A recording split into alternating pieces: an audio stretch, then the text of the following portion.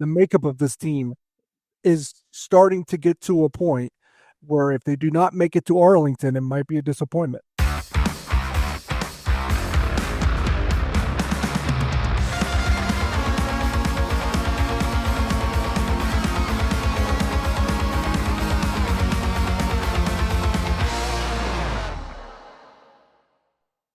Hello and welcome into another Three Mob. John Kurtz, Derek Young, Cole Manbeck, entire crew here with you, ready to talk some football and some basketball. K-State got some really good football news over the weekend, maybe more coming, we'll see, but bolstering that offensive line room that needs a little bit of it, and I think K-State did about as well as they possibly could, so we will tell you about that. Unfortunately, the basketball news not quite as good, but either way, pull up a seat and pull up a little bit of Ben Holiday bottled in bond bourbon or some 360 vodka or both, whatever you prefer today. But of course, it's from our friends at Holiday Distillery.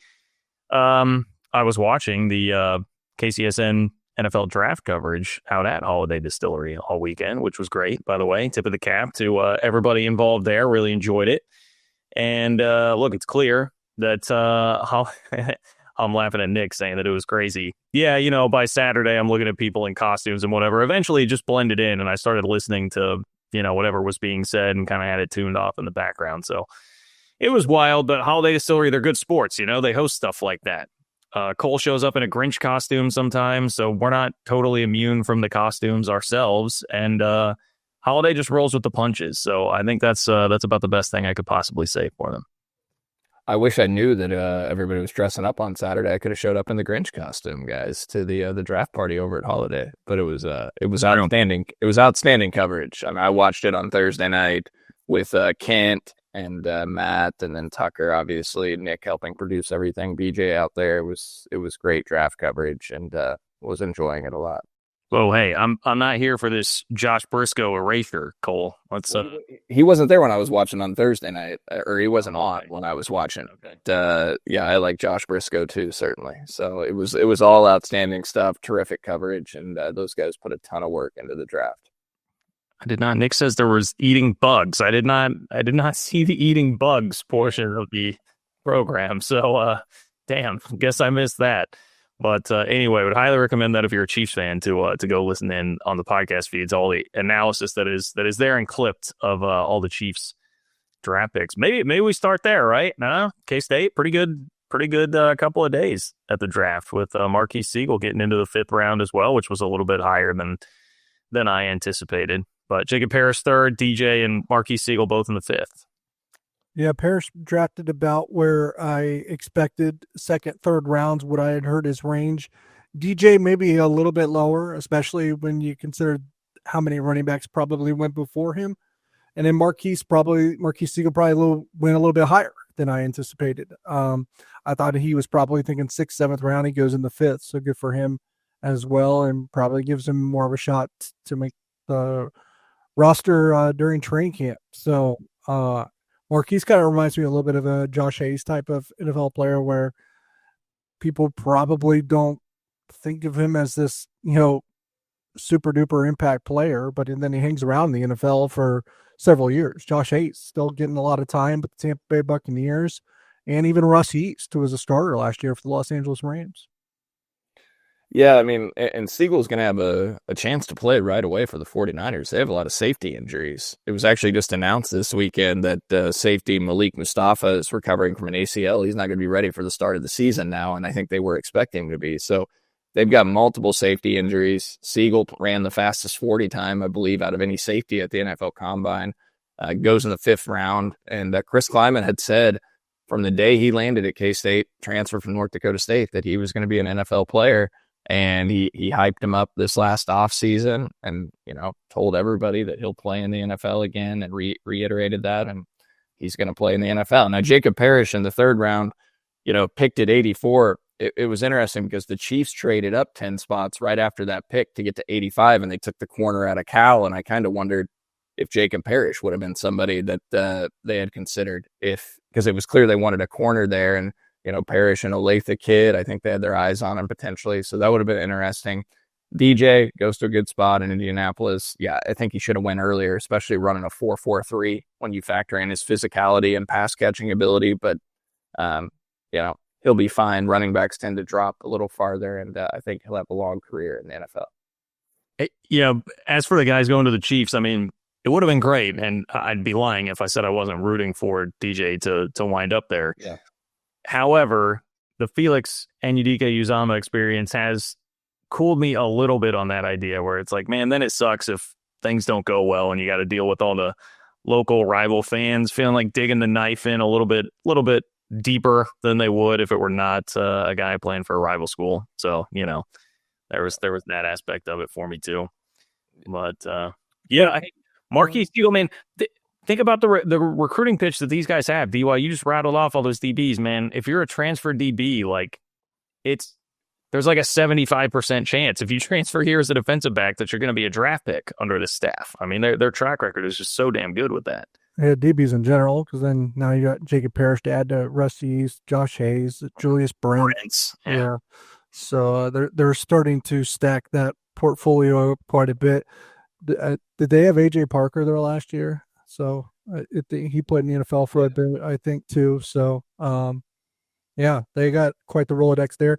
A lot of Kansas City area kids went too. Ariante Ursary, offensive tackle, Minnesota's from Kansas City. He got chosen rather early, I think, on day 2. Jalen Knoll is going to the Houston Texans, I believe. So, and I'm probably missing a few, but some of the Kansas City kids showed out in addition to Jacob. The Mizzou kid, that Mizzou offensive tackle went in the first round. He's a Kansas kid. Menbu, yeah. Or Lee Summit North. Lee Summit North, yep. Yeah. And Ursary went to Ruskin. Hopefully I don't get these right. Jalen Knoll went to Park Hill. Yep. Yeah. Wish K-State would have landed Jalen Knoll. Yeah, so wait. Dude, so the Houston Texans now have 3 Iowa State receivers in their room because they already had Xavier Hutchinson. I wish K-State would have landed Ursary too. They tried to get him. They lost to Minnesota. Yeah. I'm just like, this is where I know there's been a lot of hype for the K-State receiving room this year. Like, God, what I wouldn't give to be able to have a couple of second-round picks at receiver, man. It's been a minute. Yeah. Shout out to our guy, Curry Sexton. I feel like that was the last dynamic receiving room that K-State had was back when it was Curry and Tyler Lockett. And we're going over a decade now on that. They had a poor man's one that was effective enough when they won the Big 12 because Cade Warner really overachieved that year. Yeah.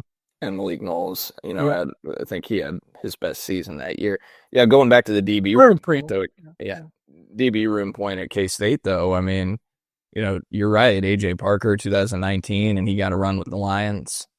Even had a pick in a game I watched a couple of years. I don't know if he's still in the league, but he definitely got multiple years in the NFL. And the recruiting pitch is solid with these guys in the DB room. There's even a guy, and I'm blanking on his name, because he hardly played for K-State, guys. They landed him in the portal out of Minnesota, DY. Do you remember his name? Or Keandre Thomas? Yeah, that's right. And he played in the NFL multiple seasons. Yeah, I think he played with the Browns and Dolphins, maybe.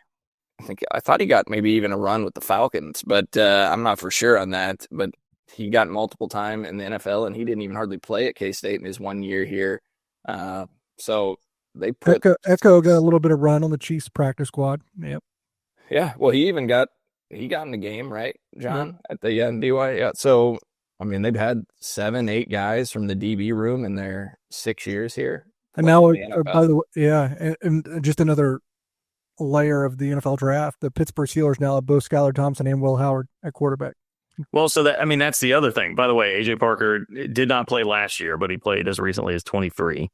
Made over $1 million in his career, according to SpotRack. So good for him. But yeah, with the quarterbacks, there's a great tweet from I think it was the Kansas State fan on Twitter who was outlining, the quarterbacks that Chris Klieman has had at North Dakota State and at K-State. It's like Skylar Thompson in the NFL. He's had a couple of top 10 picks in Trey Lance and Carson Wentz. Obviously, Easton Stick has been in the NFL for a while, sticking around as a backup. Now he's about to throw Will Howard into the mix there. We'll see on Avery Johnson, but it certainly looks like he has the talent to do it. So that's another place that you can really throw out a pretty damn good recruiting pitch is come play quarterback for Chris Klieman. Adrian Martinez got picked up by the Jets last year toward the end of the season as well. And I think, he was having the UFL career, right? And He was MVP, right, of the NFL. Yeah, and then the Jets signed him, made him a backup, and I don't know what his status is for this next year in the NFL, but at the end of last season, he was on the roster. Yeah. Now, having said all of that, the SEC and Big Ten had 26 of the 32 first-round picks. So, that part does kind of suck. But, hey, K-State-wise, draft went pretty well, I would say. Do we think that we're going to hear J.B. Nelson get his name called in the NFL draft at some point? And, there's a little transition for you here. K-State lands a really, really, really good and promising offensive lineman. I was about to say offensive guard / tackle. He can play both positions. Can be versatile here and somebody that can really help out with the situation that K-State has with the O-line, particularly needing some help at right tackle. Couple ways that can go, but J.B. Nelson's been at Penn State where they have one of the best offensive lines in the country and just ran into a really crowded room where he was probably going to play and be in the rotation but not start, which is what happened last year on their college football playoff team. But he played in all 16 games last year. Crazy to say, all 16 games. He played in all 16 games last year. He started 8 games the year before in 2023. Somebody that's played a lot of football for Penn State. I mean, I love this so much. I think this will be a huge help and something that can make a big difference when it's either him pushing to play right tackle or he can play guard and you can use Andrew Langang more at tackle. There are a lot of options here, I think. Yeah, the versatility is probably the biggest value here. And someone that's, started and played significant college football, a significant amount of snaps in a power conference, and you needed that as well, probably. So again, you throughout camp, you was thinking Gus Hawkins or John Pastore at right tackle, and maybe Andrew Langang at right guard, and then left guard's probably Taylor Portier, but he got competition there with Amos Talalele that they added from USC. So, but you have some durability questions when it comes to John Pastore, although it sounds like he's healthy right now. And then Gus Hawkins, you have some inexperience questions because he's only a redshirt freshman. So it's like, do we feel great about right tackle? We can now go get someone that can add to that room, make us feel a little bit more comfortable there, and someone that's played it a bit, or we can slide the someone, which being JB Nelson from Penn State, inside where he's played for the majority, and Andrew Lange can kick out the right tackle. And maybe questions come, is that ideal? You know what? When Andrew Lange is played guard or tackle, like, he's always been solid. There's no real drop off from one to the other. It's not like to me, I don't know if he's that much more outstanding of a guard than a tackle. It's just kind of where the pieces fit, right? You put the best 5 out there, try to build some cohesion and chemistry. So it wouldn't shock me at the end of the day, especially with Pastore's durability. We'll see if he can stay healthy. If he can, and it makes Kansas State even better. But I wonder if we don't end up with a scenario where JB Nelson's maybe your starting right guard and Andrew Langang's your starting right tackle. But they'll probably start to get into that more in the coming weeks, in the coming months. I don't know that they really tried to hone in on where the pieces fit too much during spring ball. Obviously, only 10 practices anyway. I think, as Brian LePack said when we spoke to him, he was just trying to get as many guys ready as possible. I don't know that he was trying to say, here's our starting left guard, here's our starting center, blah, blah, blah. The center will be Sam Heck. I think he was just building as much depth as he can because, what he happened at tight end last year, he brought this up. It's like you can kind of go in with the plan, and by week 5, it's not the reality anymore, and you just need as many guys ready to help you as you can. You got to remember, he's probably thinking Garrett Oakley's going to be my tight end, and Will Swanson's going to be our inline guy if we need it. And then by week 5, he was already down to his 4th tight end. So he's just trying to get as many guys ready as he can. I've got a lot on JB Nelson, John. I don't know if we want to throw to a break before I. I know you do. I saw some of the notes going around in the group chat. Fair enough. Cole will spare us all here and let us get to a break. Holiday, love Holiday Distillery, but how about Home Field Apparel? DY, it looks like you don't have anything on today. I wasn't prepared. Yeah. He's upset, John, because he took heat from the Discord a couple weeks ago on the KU and Texas combo that he had. And the folks on the Discord DUI were talking about an intervention with you. Yeah. So Well, they also screenshot DUI with the holding up the Kansas T-shirt, so that can live in infamy. I'm that committed to the bit, guys. So committed I didn't do it today. Yeah, I do. Well, I do appreciate that. It is a good bit, and a good show needs good bits. So yes, I will defend DY's honor in that respect. But the Discord is doing what the Discord should do, which is then push back and make fun a little bit, and that's why the bit works. Okay, that's how the sausage is made, everybody. I don't know how exactly it works at Home Field Apparel, but I know the end result is awesome. They've got 50 plus K-State designs up there. They've got 100 plus teams that you can go choose from. A lot of great stuff. They continue to roll out new K-State gear all the time. So make sure you check it out at homefieldapparel.com. You can get this hoodie that I'm wearing right now, which is quite cozy. Homefieldapparel.com and use promo code 3MOD24 for 15% off your first order. That's promo code 3MOD24 for 15% off your first order. And we are back in just a moment. Looking for tickets for your next event? Tickets for Less is your #1 source. Save big on every purchase when you use promo code KCSN at ticketsforless.com. Success in real estate takes more than vision. It takes the right financial partner. When someone takes something rundown and turns it into something great, that's called a comeback story, like Brain Group. They take distressed properties here in KC, completely rework them, and then turn them into valuable real estate. But that kind of work needs the right bank behind it. Enter Emprise Bank. They're not about cookie-cutter loans. They saw Brain Group's vision, backed them, and now they're making big moves in Kansas City real estate. Talk about your partner in possible. Emprise doesn't do one-size-fits-all financing. They invest in potential and back growth. Visit emprisebank.com/KC to learn more.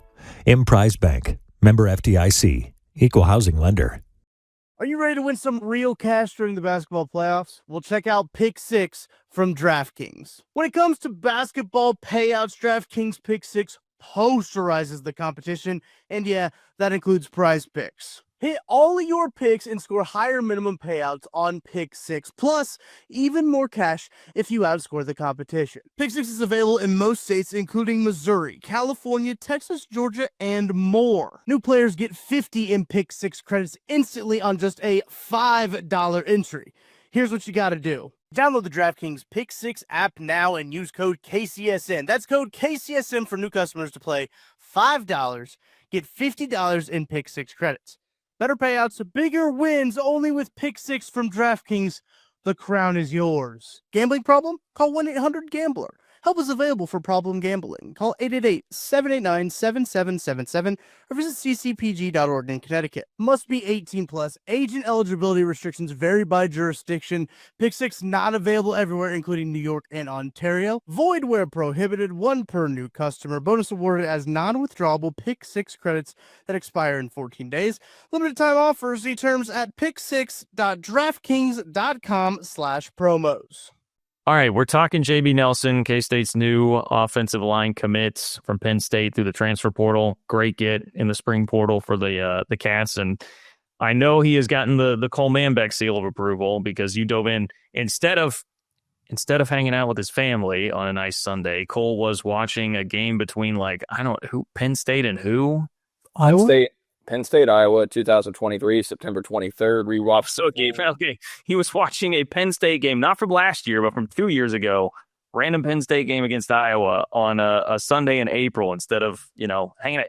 Cole, what did the girls want to do? You could have been playing Frozen or something like that, and instead you're watching Penn State, Iowa. The girls were playing with some dolls and some Barbies in the living room while I had Penn State, Iowa on the TV. Brody was doing his thing, throwing football up to himself the whole time while we had that on. And the reason I chose that game, guys, first of all, it was the cut down version of the replay. So no commercials, only a 50-minute replay for me to have to go through. And I know Penn State, Iowa football probably sounds a little boring. Wasn't the most exciting thing to rewatch, but look, that was a game. Obviously, JB Nelson started. He started 8 games in 2023, and he probably would have started the whole season if he wasn't banged up. But I wanted to watch him in that game. He was named by the coaching staff at Penn State after that game their player of the week on the offensive side of the football. And so I watched him, liked to see how he moved, how he held up in pass pro, what he did in the run blocking game, how he did pulling. Penn State pulled him quite a bit, even in pass protection. I thought he moved really well. I thought he looked really good, and I wasn't surprised by that necessarily because I was super excited. DY, I think, had this first on Saturday that he was visiting on his official visit. We knew there were multiple offensive lineman visitors, and DY uncovered the name J.B. Nelson from Penn State. And when he said that, I just assumed, okay, he's probably a guy buried on the depth chart, second, third string, not a lot of experience. And then I started digging into him, and I'm like, this guy was honorable mention, all Big Ten by the media and the coaches in 2023. He's played almost 800 snaps in his career. He played 417 his second year at Penn State and did tremendous. And can play tackle, can play guard. Now, he's got way more experience at guard at the high major level, at the Power 4 level, but he's played some tackle too, and the coaching staff at Penn State raves about, his versatility. James Franklin, the head coach at Penn State, said he can play all 5 positions on the offensive line, including center. He also said that earlier this year in an August practice of 2024, so heading into last college football season, quote, "You can make the argument that he may be our most physical lineman. I know our defensive linemen have a ton of respect for him." That's a quote from James Franklin in an August practice in 2024. He's called Nelson a, quote, Swiss Army knife in the past because he can play all 5 positions.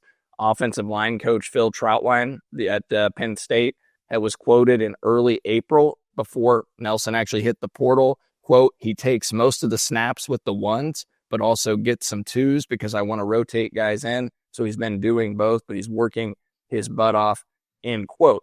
Like, this is a guy that, was penciled in to be a significant contributor on the Penn State offensive line. Now, was he going to start? That's probably to be determined. You could lean toward he was probably going to be a rotational piece and a swing offensive lineman for him that stepped in at guard and tackle and play meaningful snaps, but probably not going to start. And that's why he hit the portal. But this is a home run addition, guys. I've got more on him, but we were excited about George Fitzpatrick, right? When they landed him out of Ohio State. George Fitzpatrick hasn't started a game at Ohio State, and he's been a stud by all accounts since he landed at K-State. K-State just got a dude that's played 31 games at Penn State for a program that's won 23 games in the last 2 years that he's been a significant contributor on and played meaningful snaps and is in the college football semis this last year. Like, this is a big time addition. You can't ask for anything more in the spring portal window to land a guy like this. I imagine that it was pretty competitive to get him. I don't know the process of his recruitment other than he visited Kansas State and then committed.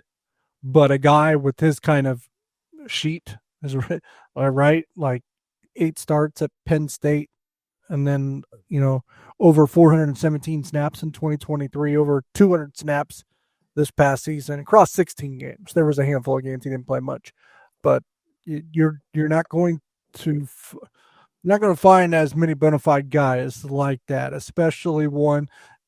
It's not like he was a roster hunter or anything, too. If he elected to stay at Penn State, he'd be on the team right now, no questions asked, and probably serve a similar role to what he did this past season, I imagine.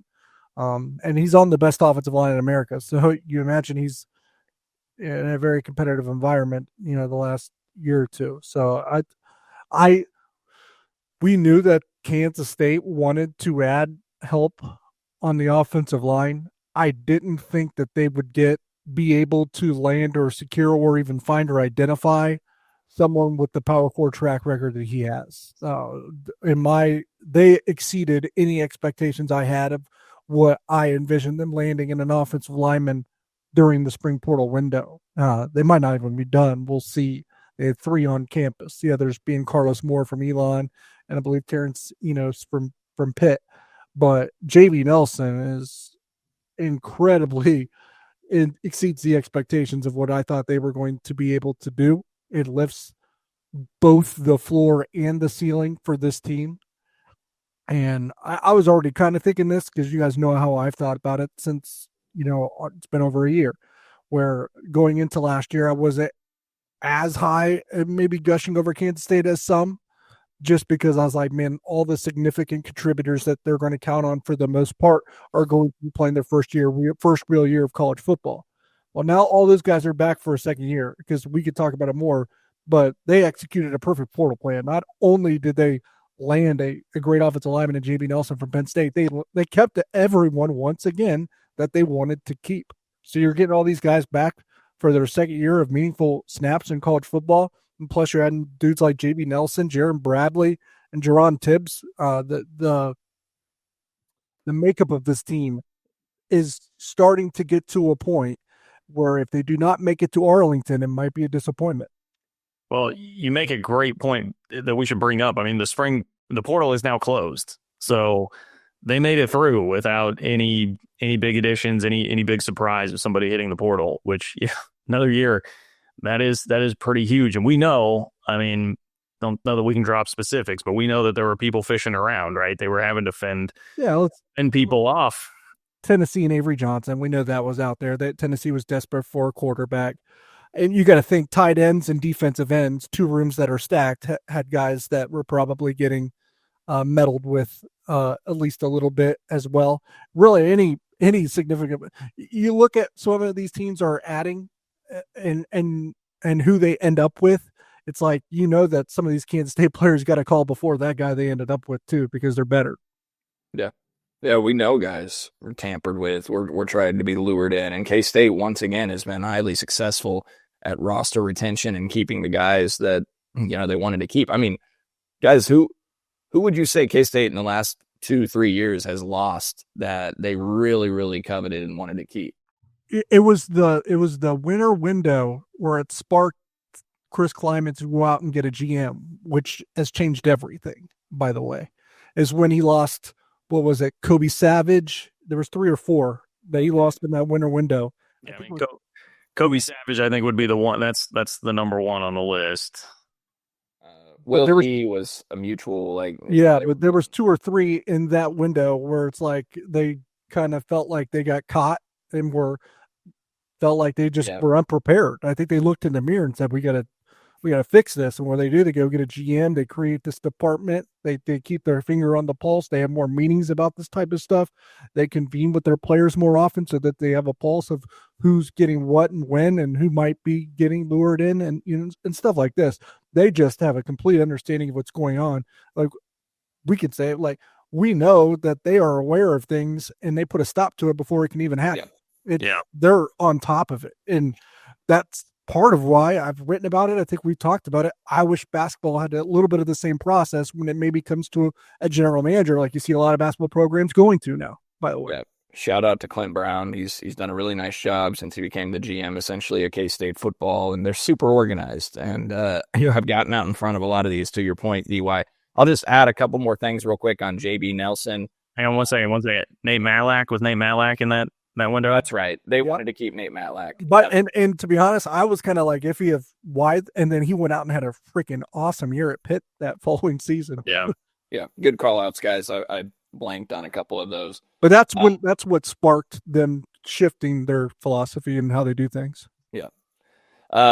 You mentioned who K-State beat out here, DY. There was an On3 report earlier last week that he had visited Mississippi State, just completed a visit there. So that's one. And I heard rumblings about Maryland. Yep. Yeah, 247 Sports reported when he entered the portal, he had visits set up to Georgia Tech, Virginia Tech, Maryland, and Syracuse. So, we know he took the Mississippi State visit, and that wasn't even one of the ones that was listed necessarily. So to beat out an SEC program like that as well, significant. Yeah, here's the other thing, guys. He's entering his 6th season of college football. So this is a very experienced guy. Now, if you have him on the interior, you got Taylor Portier and him, both 6-year guys. You got Andrew Lengang, a 5th-year guy. You've got some experienced dudes up front on the offensive line. Now, at the junior college he's from, Lackawanna College, based out of Pittsburgh. That's where he's actually from. He played left tackle for them. He was a top 5 junior college recruit in the country when he came out of there. 6'5", 325 pounds. So just tremendous size. You mentioned, guys, the offensive line at Penn State and how talented it is. It very well could be the best offensive line in the country. And I mean, keep in mind, you guys watch the college football playoff. You watch a ton of college football. Like Penn State's rushing attack the last couple of years has been phenomenal. They've got the duo at running back. Their offensive line has been terrific. And so, you think about this guy and him helping pave the way for that and being a significant contributor on that offensive line. And he really got beat out, guys, by an All-American type guard in, oh boy, I'm going to butcher his name. I'm not even going to try. I'm going to say his last name, Loane. PFF ranks Loane as the number 8 best returning interior offensive lineman in college football heading into this season. Loane took Nelson's job as the starting left guard last season and ranked as the 4th most valuable power forward guard according to Pro Football Focus wins above replacement average metric. Tyler Donahue, who covers Penn State football for 247 Sports, he tweeted when Nelson entered the portal, quote, "Folks inside the Penn State facilities still see legit NFL potential from Nelson. However, Vega Loane is a preseason All-American, and Cooper Cousins might turn out to be an all-timer." So, they have a ton of studs up front on that Penn State offensive line. I'll give you a quick scouting report from him when he came out of JUCO, actually from 247 Sports. Quote, "Projects as a power 4 starter, long athletic tackle who has a ton of room to grow and develop physically, agile player that is light on his feet, shows very good control and balance, plays with a nasty streak with a solid punch that knocks defenders off balance and stuns them, does a good job on the second level attacking linebackers and latching onto them, possesses the feet to be very good and pass pro with work on his technique and hand placement, and can play either tackle spot. As he matures and his body changes from the weight room, he will tap his potential and go from a mauler to a complete player," end quote, from 247 Sports when he was coming out of Lackawanna College and heading to Penn State. And obviously, he also played 4 games in 2022, preserved his red shirt, but had 77 snaps against Indiana in a game that year, had a false start, and missed 1 block. And if it wasn't for that, he would have had a 100% pass efficiency blocking grade, according to PFF, in that game in 2022. So very experienced player. Can't ask for a better get in the portal, especially at the timeline we're at in the spring window. And now you feel a lot better about the offensive line room and the depth there because, DY, you mentioned it. You can either slide Lane Gang out to tackle if you need to. John Pastore, if he can stay healthy, can be a starting right tackle in this program. Or you can slide JB Nelson out to tackle and play Lane Gang on the inside. You've got multiple swing tackle type guards and versatility up front. That is a significant thing for this program. Say what you want about PFF, so take this for a grain of salt in terms of grades and how you want to interpret them or accept them, how much clout you want to put on them, but much better run blocker than pass block. His pass blocking grade this past year was a little rough. Yeah, well, again, reputation being as a mauler, that's going to gravitate more toward that, but that's really nitpicking if you're going to talk about that in terms of what K-State is getting here. I think we're all in agreement that we very much love this. All right, a little bit more on what may happen football wise, if there are any other additions that could be coming, and the update on basketball, which is not as glowingly positive, coming up next. Thanks for listening to KC Sports Network. Make sure you download our new app. Find it on the App Store or Google Play. Just search KC Sports Network. So we're thinking in terms of football additions left, could still be another name that would surface on the offensive line or somebody else that would pop there, but also probably looking for running back help. Gabe Irvin medically, I don't think is going to work out. Obviously a part of some of the cuts that K-State was having to make. Maybe that's another discussion too. They made all the cuts and now it looks like the roster limit's not actually going to be a thing this year, which is pretty crappy. Anyway, running back and O-line, anything else that you're expecting might still be to come? Yeah, they need a running back because of the attrition there from like walk-ons such as James White and Evan Cantu, just where they're at. They have 5 running backs, and I think that's just typically, even when you don't have like a roster limit, you have 7 or 8 because you have some walk-ons that fill out the bottom, and you always have 5 or 6 on scholarships. So I think 5 is a little bit of a low number, and they probably also believe that because 3 of those 5 have not really taken an offensive snap, that being J.B. Price, Davon Rice, and Montario Elston. That's 2 redshirt freshmen and a true freshman for this season. The others being Joe Jackson, who, even though he hasn't played a ton, when he has played, he's played well. But despite not playing a ton, he's also had a couple injuries already in his early career. So he hasn't totally been the most durable back, even in the little time that he's had significant action. And then Dylan Edwards, who is probably slight of frame to be like an every down back, but we'll see what happens. Kansas State's had plenty of smaller guys turn into every down backs before, but I still think that their intention and his desire is still to be more of an all-purpose back than anything. So there's a need in the backfield, and probably a greater one than really meets the eye.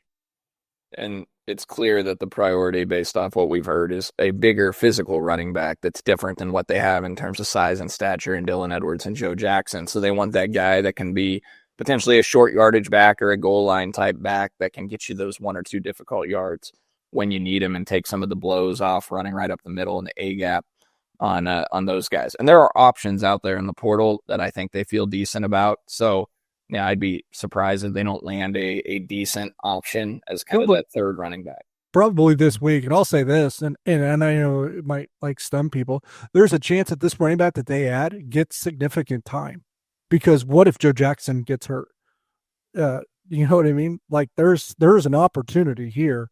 And Joe Jackson, that's happened before, and he's still a young player. And Dylan Edwards is not someone they're just going to put in the backfield and run 20 times. So whoever they add has a chance to get real playing time. Well, because if you want to use Dylan Edwards to his true strengths and capabilities, like you're not just going to have him lined up in the backfield all the time too when he's on the field. They're going to be splitting him out. I expect to see that more with Matt Wells this year, and more things that they did with him in the bowl game against Rutgers, where they had him going deep. So then Joe Jackson's on the field, or it's this other running back, unless one of the freshmen and Montario Elston or JB Price or Devon Rice step up.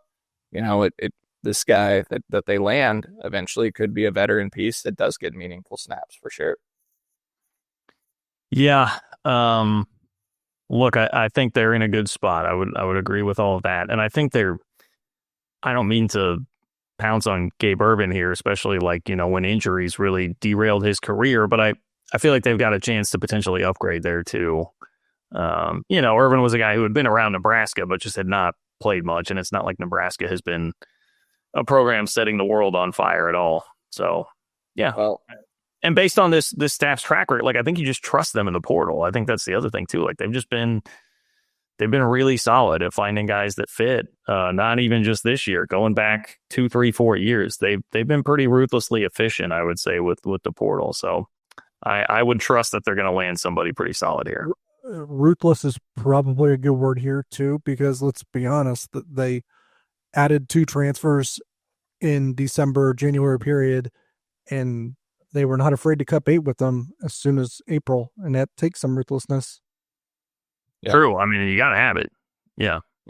And I mean, I liked Gabe Ervin potentially, but the problem with him was, you're adding him as that third back because Joe Jackson's been dinged up some in his career, and durability was a question for Gabe Ervin as well, right? Because he had a very injury-prone career at Nebraska. So then you become concerned. It's better that it happened now than it happened, the injury happened in fall camp, and then they're in full scramble mode. Yeah. And you can get a guy that's, doesn't have the injury history of a Gabe Ervin type and feel better about, your top 3 options there in the rotation there. Yeah, offensive line and running back really were the priorities here in the spring portal window, and I think they're going to do just fine addressing both. I don't think they really need anything on the defensive side, right, DY? Yeah, there's been whispers about maybe that they take a defensive tackle if one presented itself. I haven't heard anything surface.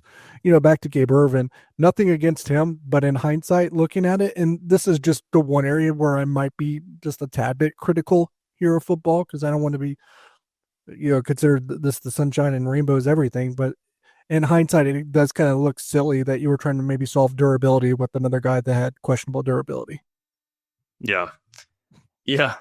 Fair enough. Well, we pumped enough sunshine here, DY. So how about we talk some basketball, huh? How about we talk some basketball? Jordan Ross was a name that was out there. St. Mary's transfer, guard there, that I think St. Mary's fans felt like was in line this year to be somebody who really stepped up and became a real player for them.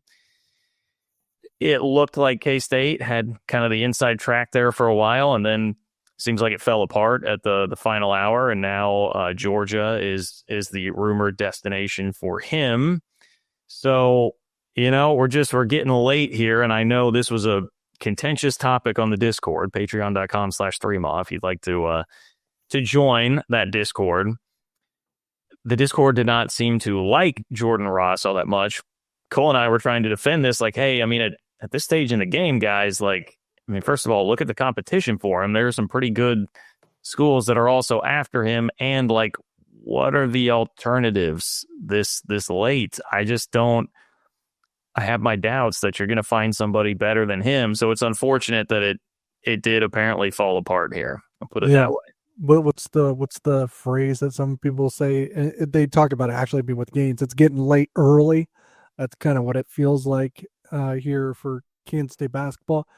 There's still a path. I'm not completely writing it off, but as the days go by, there was at one point where I was starting to really build hope, and it's kind of whittled away a little bit. Because technically, when you're sitting in maybe 5 spots left, and you thought maybe 3 of those were accounted for if Jordan Ross was part of the picture.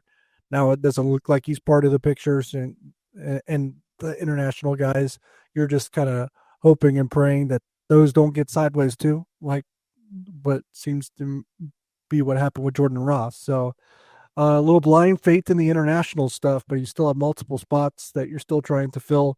You still have multiple needs.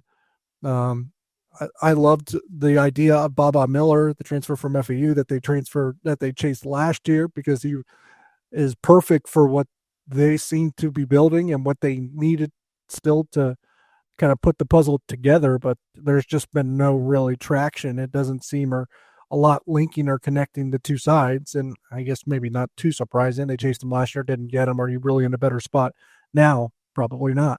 So, yeah, I would say my confidence has waned a little bit in the last few days, because I think you just felt better about those things if you had Jordan Ross in the fold, because that's a solid guard that was you had, and one need, already addressed. And in terms of guys that are maybe as good as him or better, those are the ones basically asking for like $3 or $4 million right now that are still in the portal. And I just don't know where Kansas State is at for players like that, whether it be PJ Haggerty or Jameer Watkins. Those are just 2 examples that I know that are still available. I think there's still a path where they can maybe figure out something to put something respectable together. But I don't know about you, Cole, but I think that's narrowing pretty significantly in the last few days.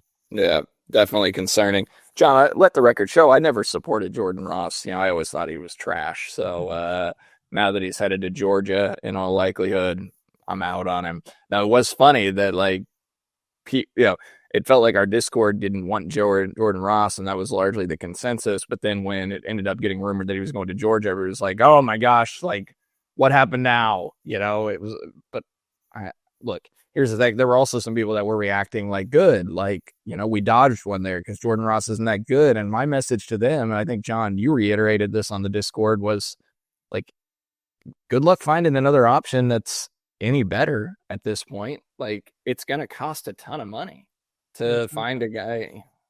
We're probably, and not that we weren't already, but now that the portal's already closed at this point, and we're April 28th, and you're sitting at 8 or 9 players, whatever it may be, you're at the point now too where some of these teams start to get desperate.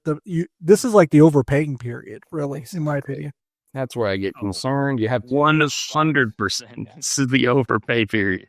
Yeah, you have too many spots open for the supply. Now, I know there's still a lot of guys in the portal, but like, I don't know, like Europe, probably they might have to go add a 3rd European. Again, assuming the other 2 are in the fold, which we've been told, but again, they haven't gone public. And we've been burned enough times in the last couple of years on guys not going public with these things. Yeah. And, in regards to like calling this the overpay periods, because it's like, it's almost midnight and you're running out of players, but you still have spots. And not to beat a dead horse, but like, this is why they got to where they were a year ago in the overpay period, I would call it, for guys like Achor, Intergutta and Yenso. Yep.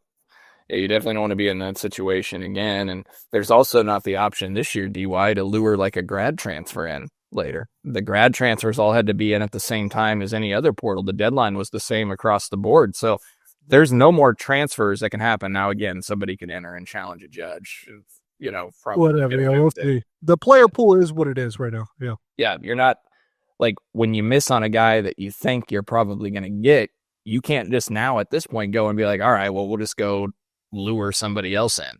That's not an option anymore. And so you've got what you've got to work with that's out there, and you got to identify guys and you got to make it work during the budget. Nick asked grad transfers enter at any time. No, they changed the rules. So grad transfers had to enter at the same time. They were under the same restrictions and deadline because it did become kind of a circus last year where like guys were entering in June, July that were grad transfers that it was hard to keep track of. So yeah, they, I don't know. They're in a pinch right now. I don't know where they turn, to be honest. Again, they've operated pretty stealthily this off season in terms of who they're after, and a lot of the guys we're not really well versed on that they're targeting. We've known it a couple. Baba Miller, I think, is probably going to be too expensive, to be honest with you guys, based off the suitors and a couple things that I've heard. So maybe they end up deciding to overpay there. But look, he chose FAU last year over K-State, and to you guys' point, like he's got a lot more options.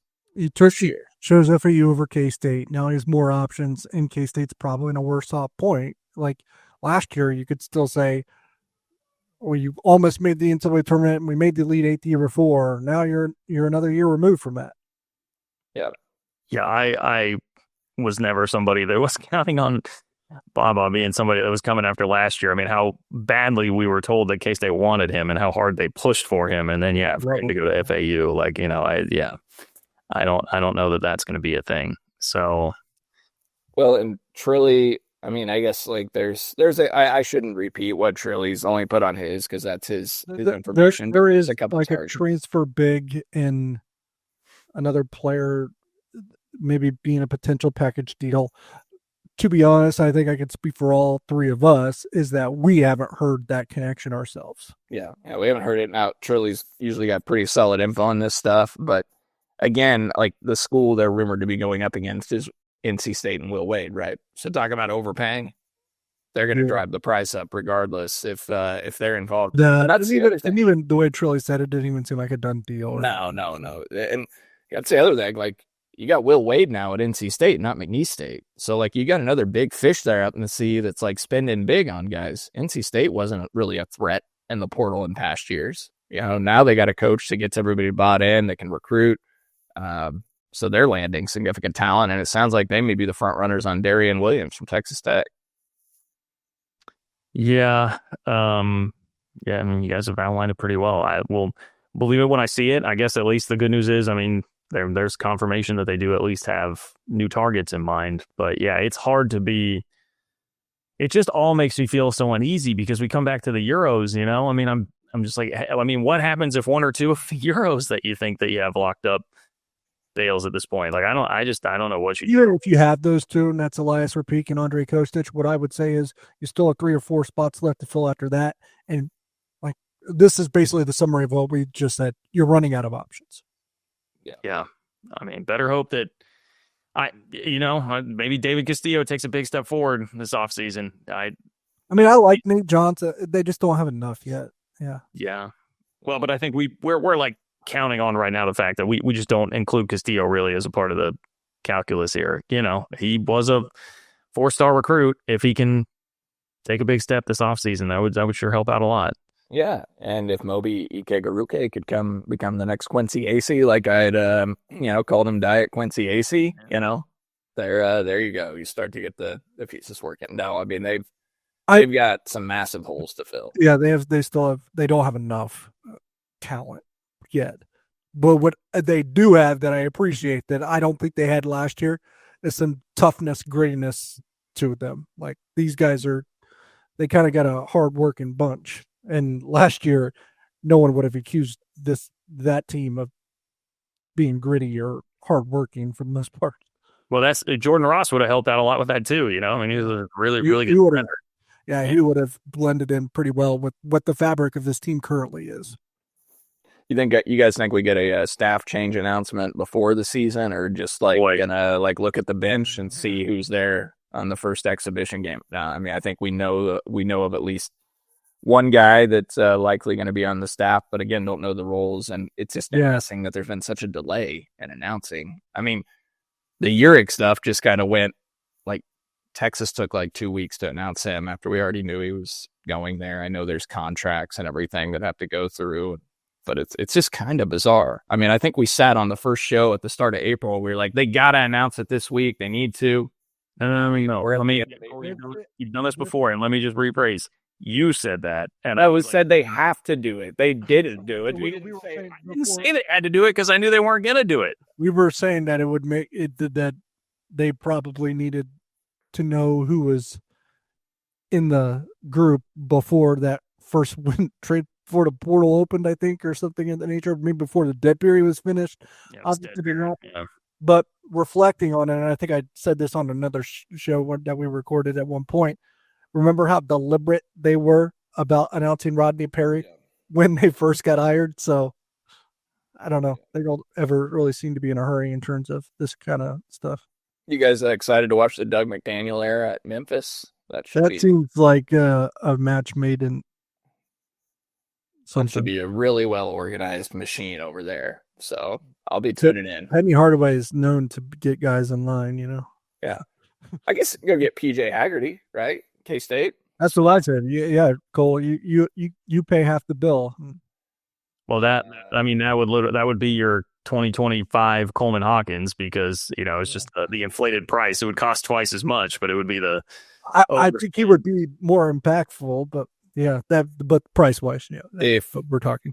If 50,000 K-State fans go give blood or something, we can raise plasma is more expensive. There you go. Plasma, we can raise enough money to help fund a PJ Haggerty. So there we go.